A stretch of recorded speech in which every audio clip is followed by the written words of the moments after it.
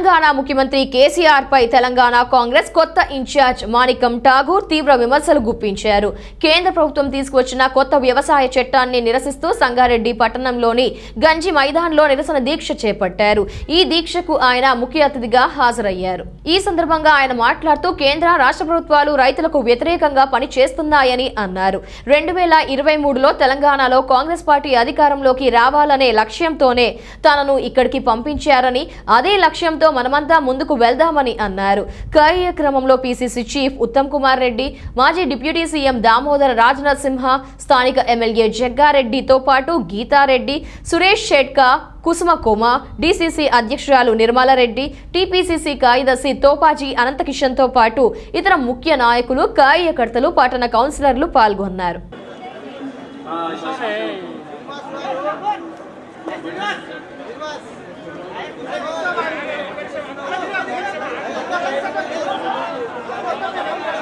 బాబు అక్కడ నిలబడవాలి, కూర్చోండమ్మా, ఇంకా వీడియోలో ఆగిపోతున్నాయి.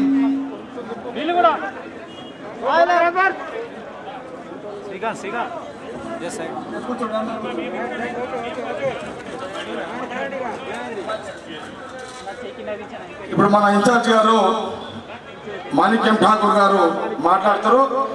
ఆర్డినెన్స్ ఫ్యాక్టరీ సంబంధించి ఐఎన్టీసీ యూనియన్ వాళ్ళు ఇప్పుడు మన ఇన్ఛార్జ్ గారికి ఉత్తమ్ కుమార్ ఎంపీ గారు ఆర్డినెన్స్ ఫ్యాక్టరీ సార్, ఇందిరాజీ గారు ఫౌండేషన్ దాని ఆర్డినెన్స్ ఫ్యాక్టరీ ఆ ఫోటో తెచ్చాడు దయచేసి. Ordnance factory INTUC real estate వాళ్ళు ఎంప్లాయీస్ వచ్చి అలాంటి చేయించు ఆయన చదువుకుంటాడు, తర్వాత మీరు ఇంప్లిమెంటేషన్ ఇచ్చేసుకొని సరిపోతుంది. Okay right right okay okay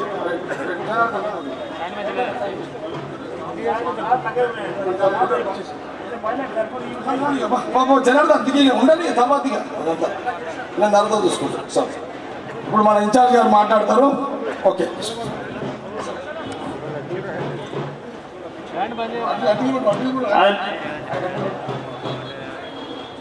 मेरा प्रॉब्लम तेलुगु का है, but that's why I'll speak in English and names we can skip it, but the gist you tell. Today I like to be happy to be part in the Kisan Mazdoor Bachao Divas in Sangareddy town, which is and the town president George Ahmed, the district president Nirmala Jaggareddy ji, and the PCC president and my parliament colleague Uttam Kumar Reddy ji, AICC secretary and my colleague Bosraj ji, the local MLA and the people's representative and the leader of this area Jaggareddy ji,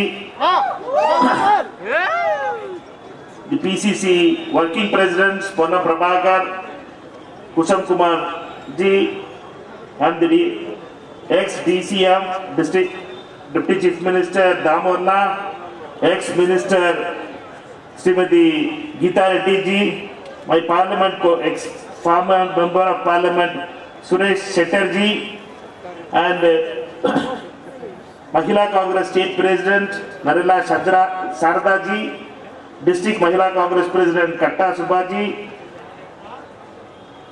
General Secretary of the Telangana Pradesh Congress Committee Judson ji and Jagdish Rao ji, spokesperson Indra Sohan, Goveri Anjalo, Amir Javed, ZP ex-chairman Pallaya ji, ZP chairman councillors Shaji ji, Venkatraju, Uday Bhaskar, Karuna Santosh, Nagaraju, Rajendra Reddy, Tulsi Ram, Mohammad Mazhar, and District NSUI President Bala Vantareddy, District State NSUI Convener Srikanth, Assembly President Mahesh, Block Congress Committee President Ponnam Shankar Reddy, Magdam Patel ji, Kandi Block President Prakash Ji, Youth Congress President Santosh, Minority Department Chairman Abdul Qadir Ji, and all the leaders and friends from the media as well as the Youth Congress, NSUI, Kisan Congress, all other frontal Mahila Congress, all other frontal wings of the Congress party. I am very happy to be here with you. నేను మీతో ఉండడం చాలా సంతోషిస్తున్నాను. I am here in a place where in 1979 Indira Amma has addressed the same place and she has been elected as the member of parliament from the same place, the headquarters. She filed the nominations, I was told, by Jagga Reddy ji from this same town. Therefore, I attach more significance because as an in charge, this is the first public meeting I am having it, and a public appearance with the PCC President Uttamkumar Reddy ji and all other senior people. I would like to thank Jagga Reddy ji for arranging this and other colleagues of the Congress party in the district. 1979లో Indira Gandhi గారు మీ పట్టణానికి nomination వేసి ఇక్కడ MP అయింది. ఇదే స్థలం నుంచి నేను ఇన్ఛార్జిగా మొట్టమొదటిగా రావడం, జగ్గారెడ్డి గారు ఇంత మంచి ప్రోగ్రాం ఏర్పాటు చేయడం నేను చాలా సంతోషిస్తున్నాను. మీ అందరికీ నా అభినందనలు, శుభాకాంక్షలు. Sonia Amma as well as Rahul Gandhi ji has given only one word, that we have to win Telangana in 2023. Therefore, this is going to be a mission 2023. Sonia Gandhi గారు, రాహుల్ గాంధీ గారు ఒకే లక్ష్యం, ఒకే ఉద్దేశంతో నన్ను తెలంగాణ పంపించిండ్రు. 2023లో తెలంగాణలో కాంగ్రెస్ ప్రభుత్వం ఏర్పాటు కావాలి. దీని పేరు మిషన్ 2023 అనే మిషన్ తో ముందుకు పోదాం.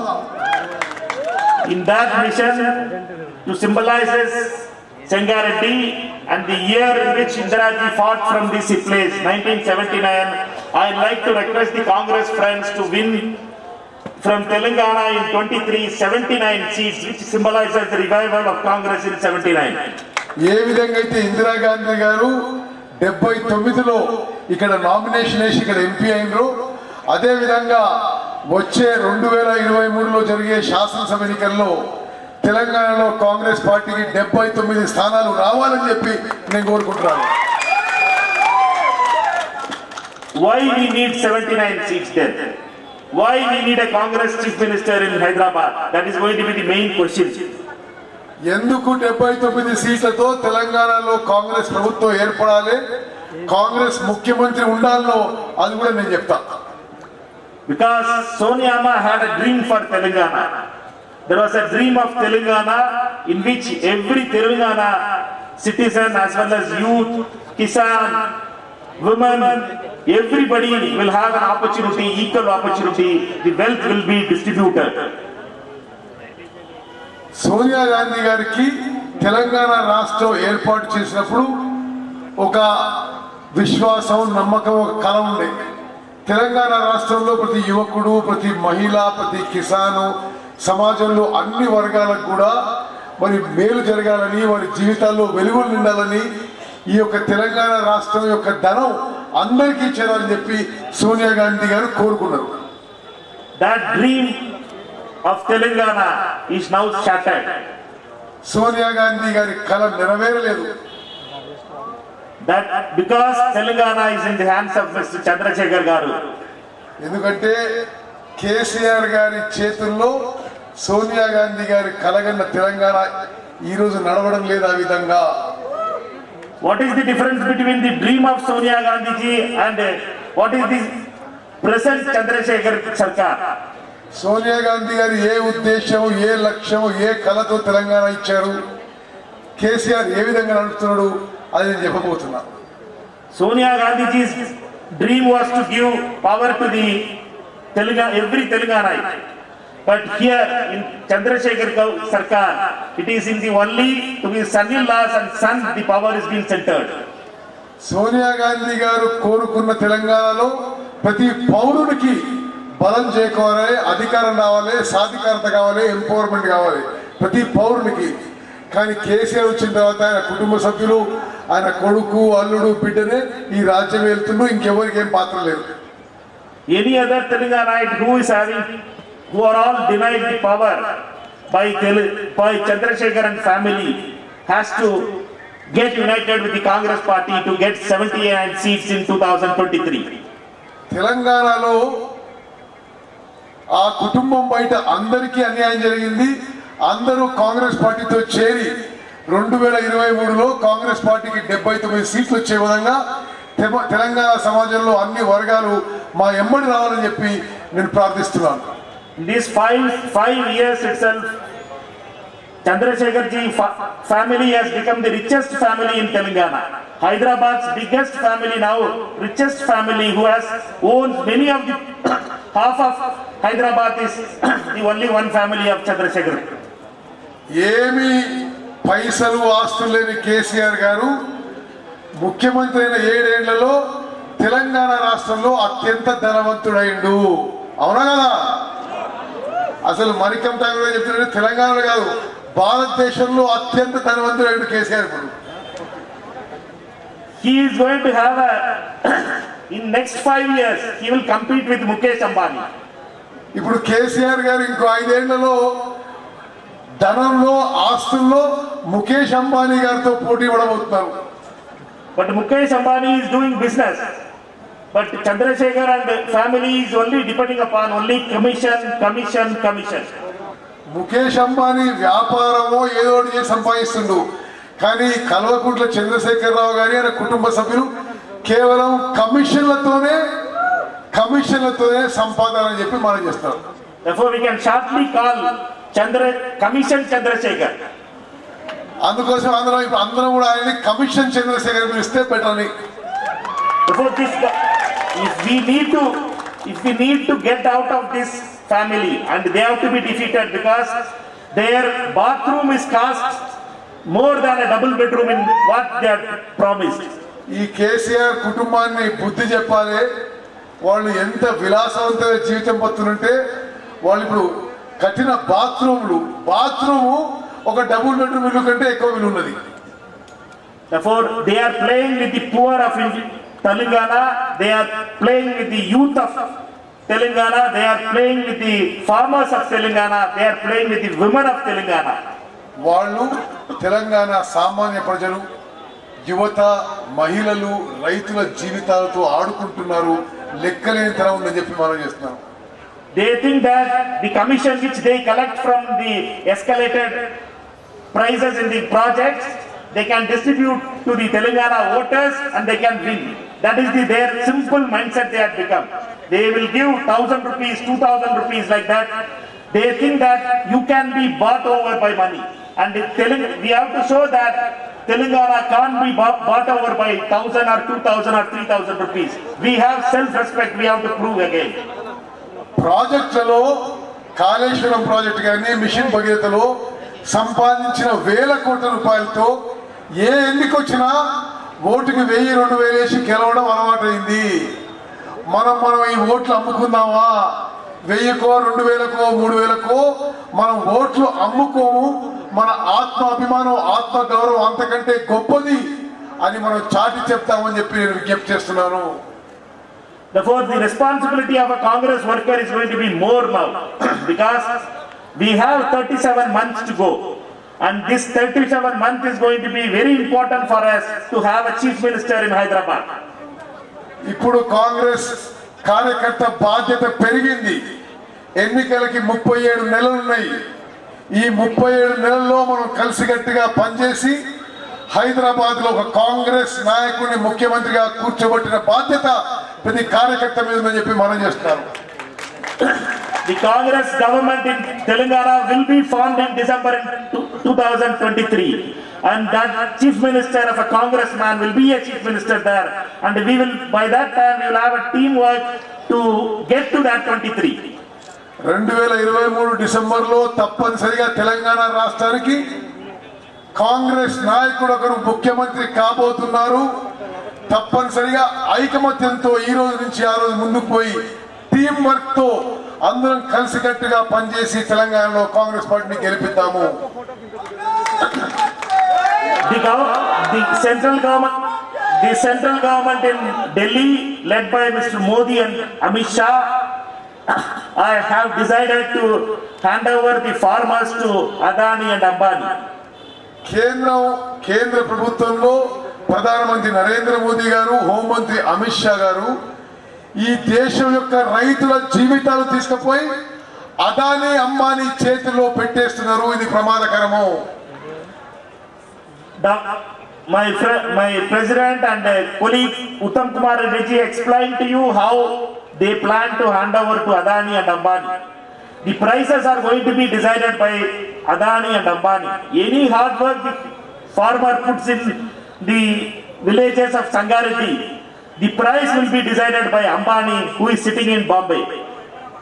ఈ నరేంద్ర మోదీ తీసుకొచ్చిన చట్టాల వల్ల మీరు ఎంతో కష్టపడి పండిస్తున్న పంటలకి ధర నిర్ణయించేది ఎవరు? నరేంద్ర మోదీ దోస్తులు అదానీ అంబానీ. మీరు కష్టపడి పండించే పంటల పూర్తిగా అదానీ అంబానీ దయాదాక్షిణ్య మీద నరేంద్ర మోదీ మిమ్మల్ని వదిలిపెడుతున్న విషయం గుర్తుపెట్టుకోవాలని చెప్పి మనం చేస్తున్నాను. You know that who can defeat Narendra Modi and Amit Shah? Chandrasekhar can't defeat Amit Shah and Narendra Modi. He is a beating for Modi and Shah.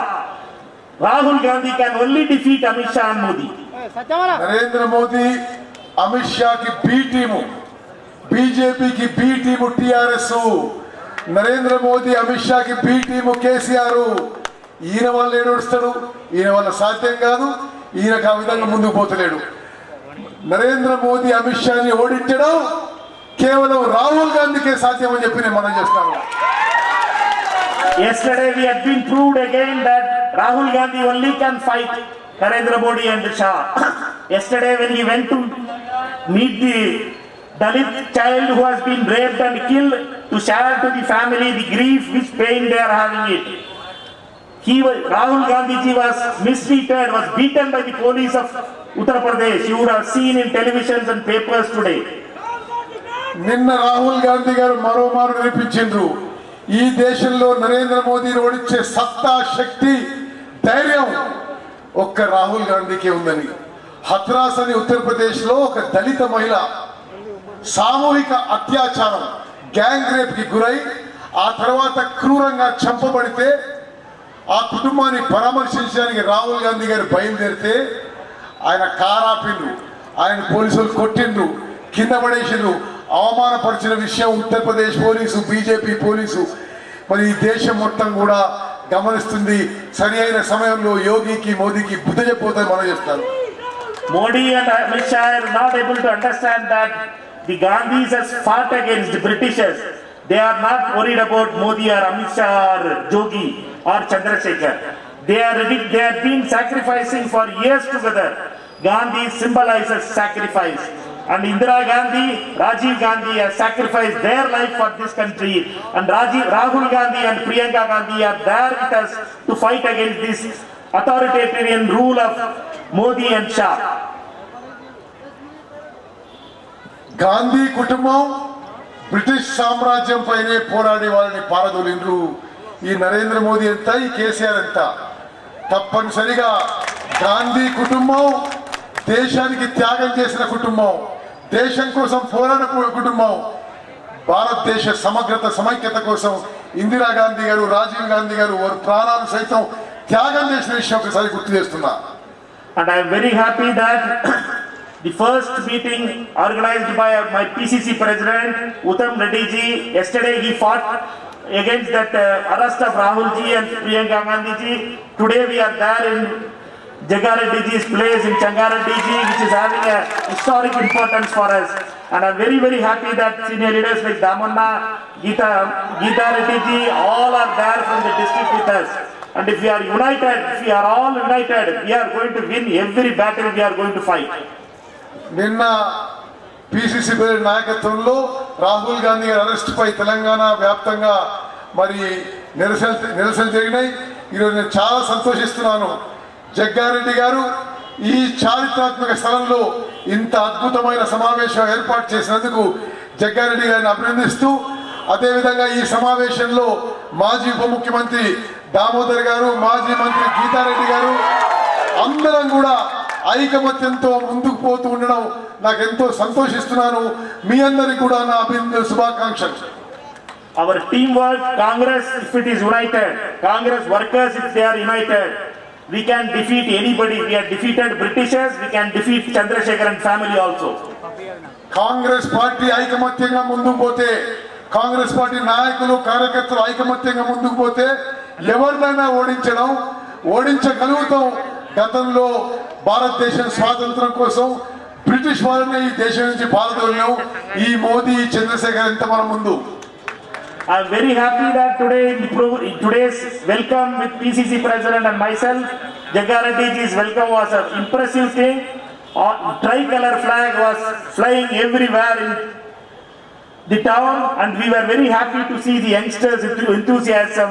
The same enthusiasm has to be kept till 2023 when we win in Telangana and there is a chief minister in Hyderabad. I can assure you that Jagga Reddy will be a minister in the cabinet. నాకు PCC president గారికి జగ్గారెడ్డి గారు అద్భుతమైన స్వాగతం పలికిండు. సంగారెడ్డి పట్టణంలో 3 రంగుల జెండా రెపరెపలాడటం, ఎంతో మంది యువకులు చాలా ఉత్సాహంగా స్వాగతం పలకడం, ర్యాలీలో పాల్గొనడం నాకు ఎంతో సంతోషం కలిగిస్తుంది. 2023లో ఎవరో ఒకరు కాంగ్రెస్ నాయకుడు హైదరాబాద్ లో ముఖ్యమంత్రిగా ఉంటారు, జగ్గారెడ్డి మాత్రం తప్పనిసరిగా మంత్రి అవుతారని చెప్పి నేను మాట్లాడుతున్నాను. With that thing, I'd like to thank you, each one of you. I have to listen to Damon's speech and other senior leaders' speech. Because kindly let us all hear their speech. I am very clear that a united Congress will win in 23 and our mission of winning 79 seats we will be achieving. Thank you. Jai Congress, Jai Telangana.